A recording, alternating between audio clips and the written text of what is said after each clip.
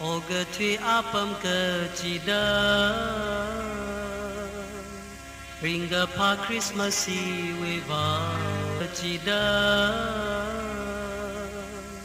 Ringa pa Christmas weva Misai korunga raidele